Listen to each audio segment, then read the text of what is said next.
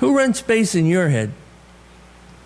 I'm glad I don't know that, and I'm glad you don't know it about me either, because some of the space rentals are just a waste of time and negative and cause us problems over time. And so much negative stuff gets stuck in our head.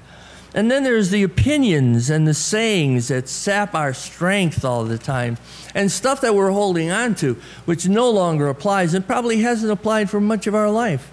But yet it's still got space in our head, and it's still taking up our energy in some respects. As an example of this, when he said this, I thought about all the advice I got when I was contemplating surgery. All the people who told me what was going to happen, how it was going to happen, how I was going to recover, why I shouldn't have surgery, what happened to friends of theirs who had surgery, what kind of doctors there are, what you can expect, and what's really wrong with me. And, I don't mean to say this was malicious or anything like this. This was well-meaning stuff coming from people. But they weren't in my situation. I will tell you quite honestly, when this started happening to me, and I had no understanding of it, and I've never had surgery, the thing that rented space in my head very early on was Lou Gehrig's disease. Now, you all know Lou Gehrig's disease can't be cured, can't be stopped, can't be helped. And the people who have this just dwindle away until finally they can't do a thing and they die. Now, why I let that rent space in my head, I'm not sure. But for some reason, it became the real worry I had. And so I was thinking about, well, if in fact this is true, because people get it, so maybe it's me, what will I do? How will I spend the time I have left? And I got into that cycle, worrying about that and thinking about that and thinking about my family members and the people who love me and what that would be like for them. That's the worst case scenario. And isn't it funny that often the worst case scenario is what gets space in our head? It's one of the first things that gets space in our head. And the other part of this is when you go to somebody and people say, oh, you'll have the surgery, you'll be fine. I didn't like that either. What do you mean I'll be fine? They're going to cut me open. Some of you know this already, so you're thinking, yeah, the nurses are right. Men are such babies. But I can imagine Jesus with the same advice as Thad Allen. I think a lot of Jesus' teaching follows along behind this saying. And Jesus would say, I'm careful who rents space in my head. And if you apply that to today's gospel, you can see that it does apply very closely and is very contemporary to our own living situation. We're told in the gospel that he set his face to go to Jerusalem.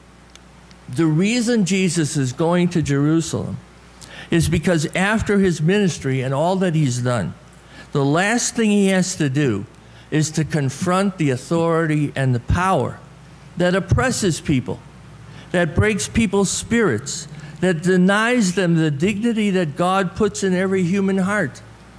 And you know, many of the stories, the Good Samaritan and the prodigal son, and many of the other stories, the healing stories, really have to deal with the dignity that God gives us and the way the world tries to take it away. And we see it all the time. Someone told me that someone who is supposed to know some of these things said, you know, a lot of black basketball players don't want to come to the Celtics because of the racism in Boston. I never even thought about that. But I guess there is documented information and stories about the racism that they feel.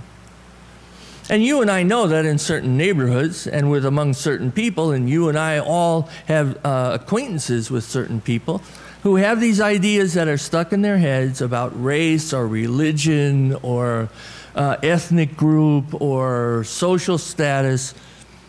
and they don't let them go. And they deny the dignity of any human being the dignity that God has given to each one of us. And so Jesus has to go to Jerusalem to confront the powers that be. That's one of the major issues of this story about Jesus. Jesus talks about the kingdom, and it's mentioned here again in the scripture. And what he means is a better world, a world where there is no discrimination, a world where children are raised in love, a world where everybody gets education, and on and on. You have your own list of what it is, and you see things on television all the time that you say, I wish we had a better world. I wish we didn't live in this world that can be so cruel and so dignity-defying as this world we have.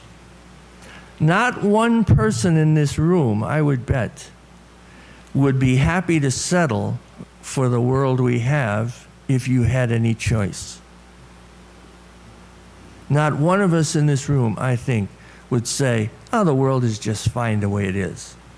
If we had any power, we would want it to be better. I heard on I have satellite radio in my car, and so there's a lot of old radio shows that I hear. And there was a series, I think it was in the 50s, and it was titled This I Believe. And many people, many prominent people, politicians and actors and people in all the arts and sciences would record their statement about what they believe about life, what life means, including issues of faith or not, depending on who they were.